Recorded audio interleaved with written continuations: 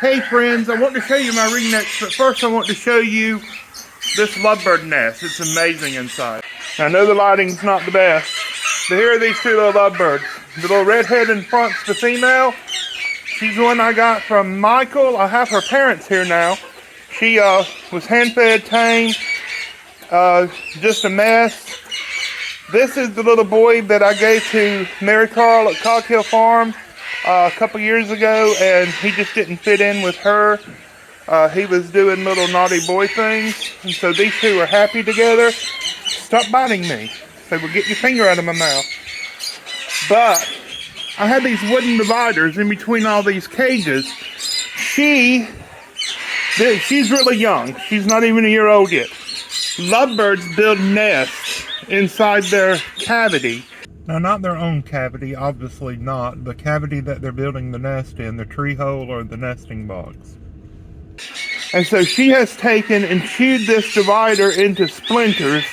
You can see on the ground, I don't know if you can or not, all the little splinters that have dropped. There's some on the back bottom of the cage.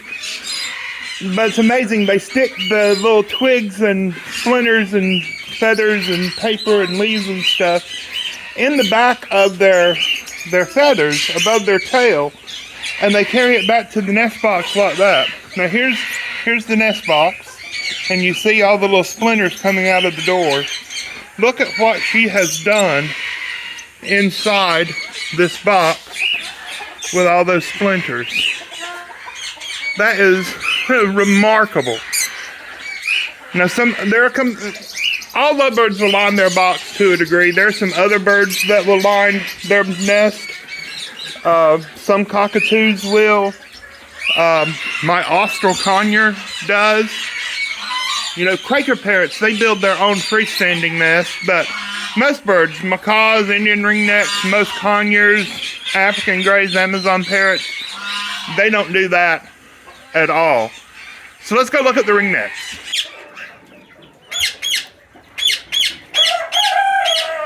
He thinks I'm a girl goose.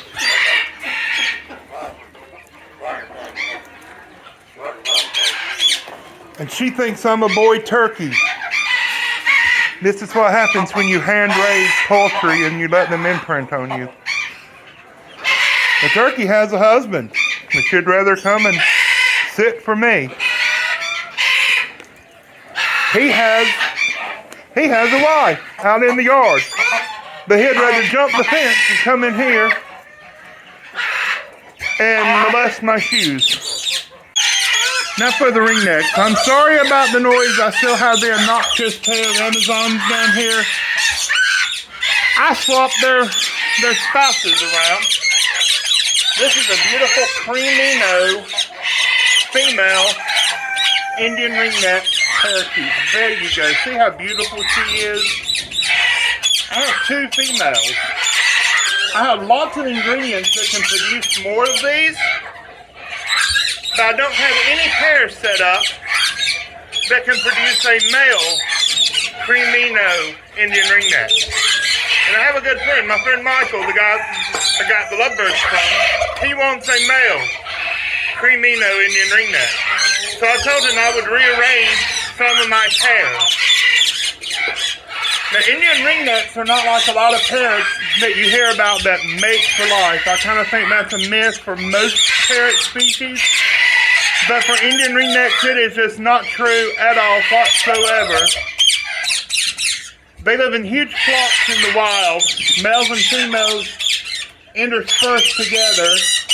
A single male and a single female will only come together, pair up long enough just to breed and raise some babies, and then they rejoin their flock.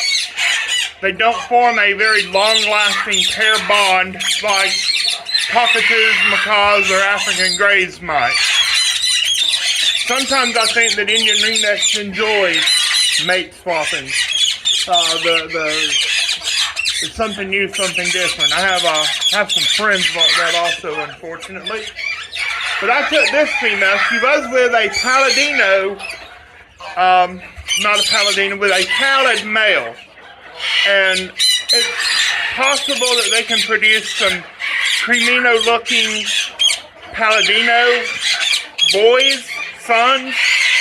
but they would never produce a true cremino. So I've taken her and I have put her with this guy, my one and only normal green Indian ringneck. Now he is split to blue and to albino. A cremino is a combination of turquoise and albino, and that's how you get that beautiful pale yellow. It's not a true Lutino. She's not bright yellow all over. You can see that she has those beautiful lighter colored feathers on her tail and her flight feathers.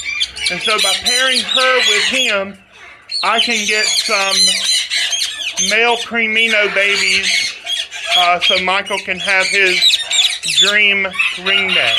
Let me show you just a couple of other pairs that I've put together.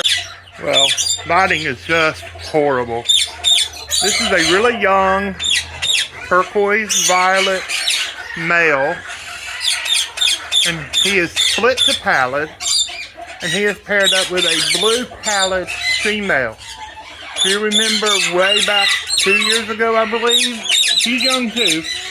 I raised that girl, and she's the one that I had to take to the vet during the COVID epidemic because she got a string wrapped around her foot. She's perfectly fine now. But these two are very happy together. They've grown up together.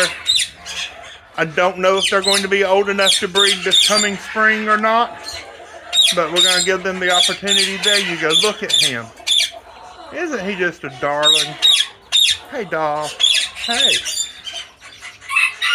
Let me back up a little. There you go. How about that? Hey, pretty bird. Here we have, I know you can't see, it is a blue pallid male paired with a violet female. She's a turquoise violet, and so they'll produce lots of pretty colors. And here's another pair that can produce the creminos that Michael wants. It's a turquoise male split to albino with a cremino female.